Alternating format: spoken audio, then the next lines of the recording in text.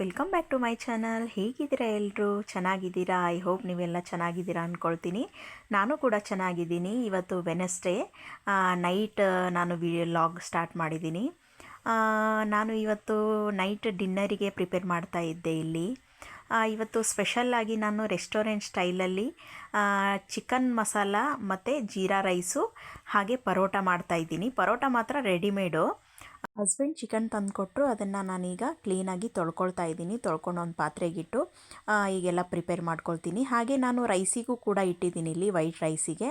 ಅದನ್ನು ರೈಸ್ ಆದಮೇಲೆ ಜೀರಾ ರೈಸ್ ಮಾಡ್ಕೊಳ್ತೀನಿ. ಹೀಗಾಗಿ ಹೆಣ್ಮಕ್ಳಿಗೆ ದಿನ ಇದು ಟಾಸ್ಕ್ ಆದಂಗೆ ಆಗಿಬಿಟ್ಟಿರುತ್ತೆ. ಬೆಳಗ್ಗೆ ಏನು ತಿಂಡಿ ಮಾಡಬೇಕು, ಮಧ್ಯಾಹ್ನ ಏನು ಅಡುಗೆ ಮಾಡಬೇಕು, ರಾತ್ರಿಗೆ ಏನು ಅಡುಗೆ ಮಾಡಬೇಕು, ಇದನ್ನು ಮಾಡ್ತಾ ದಿನ ಹೋಗಿದ್ದೇ ಗೊತ್ತಾಗಲ್ಲ ನಮ್ಮ ಹೆಣ್ಮಕ್ಳಿಗೆ. ಈಗ ನಾನಿಲ್ಲಿ ಈರುಳ್ಳಿ ಕಟ್ ಮಾಡ್ಕೊಳ್ತಾ ಇದ್ದೀನಿ. ಫಸ್ಟ್ ಇಲ್ಲಿ ಒಂದು ದೊಡ್ಡ ಈರುಳ್ಳಿ ತೊಗೊಂಡು ನಾನು ಮುಕ್ಕಾಲು ಭಾಗ ಮಿಕ್ಸಿಗೆ ಹಾಕ್ಕೊಳ್ತೀನಿ, ಕಾಲು ಭಾಗ ಮಾತ್ರ ನಾನು ಸ್ವಲ್ಪ ಚಿಕನಿಗೆ ಒಗ್ಗರಣೆಗೆ ಯೂಸ್ ಮಾಡ್ಕೊಳ್ತೀನಿ ಇಲ್ಲಿ. ಈ ಥರ ಎಲ್ಲ ಕಟ್ ಮಾಡಿಕೊಂಡು ನಾವು ಇಟ್ಕೊಂಡ್ಬಿಟ್ರೆ ನಮಗೆ ಅಡುಗೆ ಮಾಡುವಾಗ ತುಂಬಾ ಈಸಿ ಆಗಿಬಿಡುತ್ತೆ. ಹೀಗಾಗಿ ನಾನು ಮೊದಲಿಗೆ ಈ ಥರ ಎಲ್ಲ ನೀಟಾಗಿ ಒಂದು ಸರಿ ಕಟ್ ಮಾಡಿಕೊಂಡು ಎಲ್ಲ ಏನೇನು ಬೇಕು ಒಂದು ಸರಿ ಜೋಡಿಸ್ಕೊಂಡು ಇಟ್ಕೊಂಡ್ಬಿಡ್ತೀನಿ. ಆವಾಗ ಅಡುಗೆ ಮಾಡುವಾಗ ಏನೂ ಪ್ರಾಬ್ಲಮ್ ಆಗಲ್ಲ. ನಾನು 4 ಜನಕ್ಕೆ ಅಡುಗೆ ಮಾಡೋಕ್ಕೆ ಬೇಜಾರು ಮಾಡ್ಕೊಳ್ತೀನಿ. ನಮ್ಮಮ್ಮ ನಮ್ಮ ಅತ್ತೆ ಎಲ್ಲ ಕೂಡು ಕುಟುಂಬ ಅವ್ರದ್ದು. ಅವರೆಲ್ಲ ಅಷ್ಟಷ್ಟು ಜನಕ್ಕೆ ಹೆಂಗೆ ಅಡುಗೆ ಮಾಡ್ತಾಯಿದ್ರು ಮತ್ತು ಅಷ್ಟಷ್ಟು ಮಕ್ಕಳನ್ನ ಹೆಂಗೆ ಸಂಭಾಳಿಸ್ತಾ ಇದ್ರು, ನಾನು ಯಾವಾಗಲೂ ಯೋಚನೆ ಮಾಡ್ತೀನಿ ಫ್ರೆಂಡ್ಸ್. ನಿಜವಾಗ್ಲೂ ಮತ್ತು ಅಷ್ಟು ಕೆಲಸ ಎಲ್ಲ ಮಾಡಿ ಅವ್ರ ಹೆಲ್ತ್ ಕೂಡ ಅವ್ರು ಕಾಪಾಡ್ಕೊಳ್ತಾ ಇದ್ರು. ನಿಜವಾಗ್ಲೂ ಅವ್ರು ಗ್ರೇಟು. ಮತ್ತು ಅವಾಗ ಸಿಗೋ ಫುಡ್ಡು ಕೂಡ ಅದೇ ರೀತಿ ಇತ್ತು. ಬಟ್ ಈಗ ಸಿಗೋ ಫುಡ್ಡಲ್ಲಿ ಎಲ್ಲ ಬರೀ ಕೆಮಿಕಲ್ಲು, ಕಲಬೆರಕೆ ಇರುತ್ತೆ. ಮನುಷ್ಯನ ಆರೋಗ್ಯ ಮತ್ತು ಹೀಗೆ ಆಗೋದು. ನಾವು ಈಗಾಗಲೇ ಕಾಲು ನೋವು, ತಲೆನೋವು ಅಂತೀನಿ. ನಮ್ಮ ಅಮ್ಮಗೆಲ್ಲ ಕೇಳಿದರೆ ತಲೆನೋವು ಅದು ಇದು ನೋವು ಅನ್ನೋದೇ ಇಲ್ಲ ಅವರು.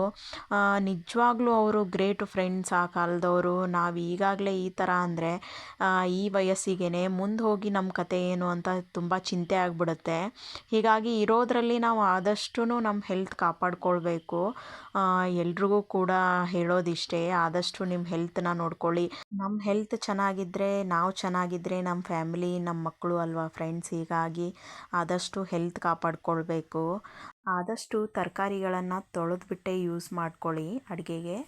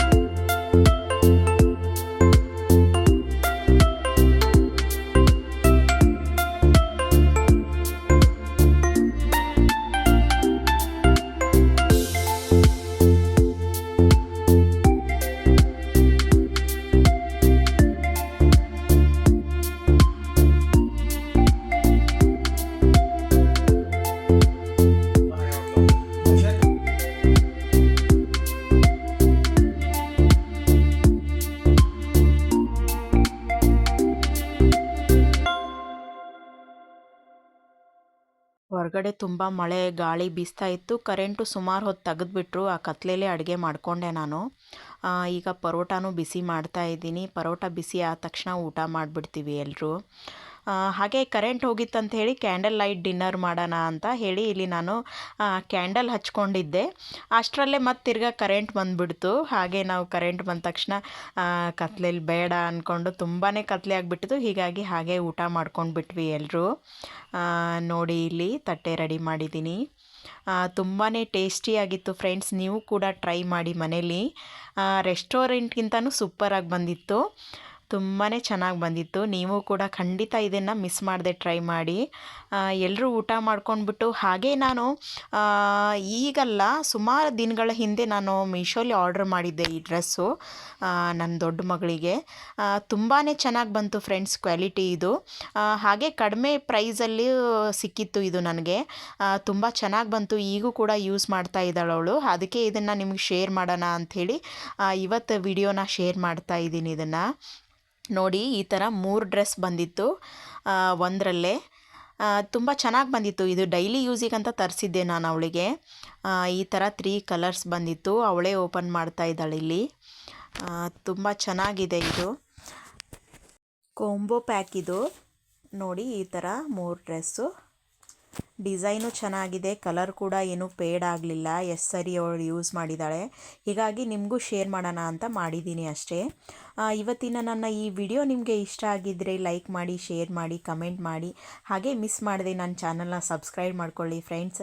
ಪ್ಲೀಸ್ ನನಗೆ ಸಪೋರ್ಟ್ ಮಾಡಿ ಅಂತ ಕೇಳ್ಕೊತಾ ಇನ್ನು ನಾನು ಮುಂದಿನ ವ್ಲಾಗಲ್ಲಿ ಸಿಗ್ತೀನಿ ಫ್ರೆಂಡ್ಸ್. ಬಾಯ್, ನಮಸ್ಕಾರ.